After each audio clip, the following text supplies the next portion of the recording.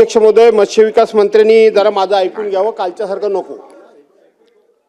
मी तुम्हाला तुम्ही निवेदन केलं त्याच्याबद्दल मी बोलतोच, परंतु आपण माझ्याकडं 2014 साली शेवटच्या टप्प्यामध्ये कॅबिनेट मंत्रीपद आलं होतं, बस 2.5-3-4 महिन्याकरता आलं होतं. आणि म्हणून कोकणाकरता आपण काय करायचं, तर त्यावेळेला आपण माथाडी कामगारांच्या धर्तीवर, लक्षात घ्या, माथाडी कामगारांच्या बोर्डच्या धर्तीवर आपण मत्स्य विकास बोर्ड स्थापन केलं. का केलं, तर आपण आता सांगितल्याप्रमाणे 1 जून, आपण 23 जुलै बोललात, माझं लक्ष होतं, पण माझ्या माहितीप्रमाणे 1 जून ते 1 ऑगस्ट असेल तर बघा तुम्ही, कन्फर्म करा, परंतु 1 जून ते 1 जुलै आपण मासेमारी बंद करतो. त्यावेळेला राधाकृष्ण विखे पाटील साहेब, या मासेमार बांधवांना काय उत्पन्नाचं साधन आहे? काही उत्पन्नाचं साधन नाही. दुसरी गोष्ट, हे मासेमारी बांधव ज्या वेळेला समुद्रामध्ये जातात, भरपूर मासे मिळाले मंत्री महोदय, तर बाहेर आल्यानंतर त्या मासेचा दर पडलेला असतो. कमी मासे मिळाले तर दर वाढतो, तो त्या मधल्या दलालाला दर मिळतो. ह्या मासेमारी व्यवसाय करणाऱ्या लोकांना फार काही मिळत नाही.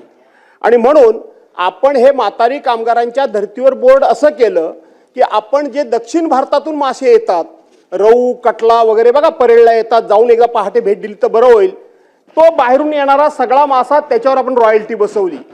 पंचतारांकित हॉटेलला बासा वगैरे असले काहीतरी मासे येतात बघा, त्याला आपण रॉयल्टी बसवली.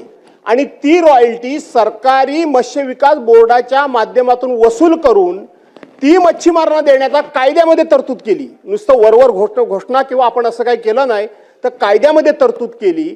आणि दुसरी गोष्ट, मच्छीमार बोर्डाची मुंबईमध्ये कुठेही जागा नाही, कुठेही नाही. ते एकदा समुद्रात गेले की 8-10 दिवसांनाच आतमध्ये असतात. आजारी पडले, उलटी, खोकला, ताप आला, त्यांना काही डॉक्टर जाव्याची सोय नाही. ती बोट ज्यावेळेला किनाऱ्याला येते त्यावेळेला कोण आजारी असतो त्याला किनाऱ्यावरच ठेवतात आणि बाकीचे मासेमारी करणारे ते तांडेल बिंडेल जे काय असतात, खलाशी वगैरे, ते निघून जातात.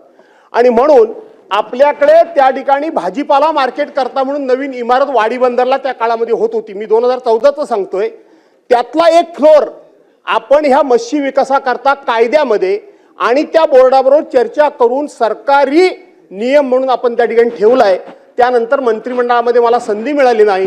आपण कोकणातले मंत्री आहात आणि म्हणून माझी आपल्याकडून अपेक्षा आहे की आपण ह्या बोर्डाची, पाहिजे माझी गरज असेल तर मला बोलवा, न पेक्षा त्या बोर्डाची काय माहिती आहे ती संपूर्णपणे घ्या.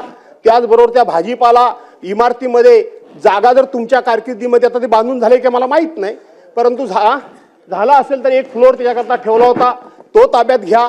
आणि तशा प्रकारचं काम जर तुमच्या हातून झालं तर खूप मोठं काम होईल. आणि म्हणून या निवेदनाच्या निमित्तानं माझी सूचना आहे, या बोर्डाचा पुनरुज्जीवन आपण करणार का? मंत्री महोदय, नंतर पॉइंट ऑफ व्ह्यू नंतर. अध्यक्ष महोदय, आमच्या ज्येष्ठ सदस्य भास्कर जाधव साहेबांनी अतिशय महत्त्वाची आणि अनुभवापोटी माहिती आम्हाला दिलेली आहे. त्यांच्या नेहमी चांगल्या सूचना असतात अध्यक्ष महोदय. त्यांना वाटत असेल की मी त्यांचं ऐकत नाही, असं नाही अध्यक्ष महोदय.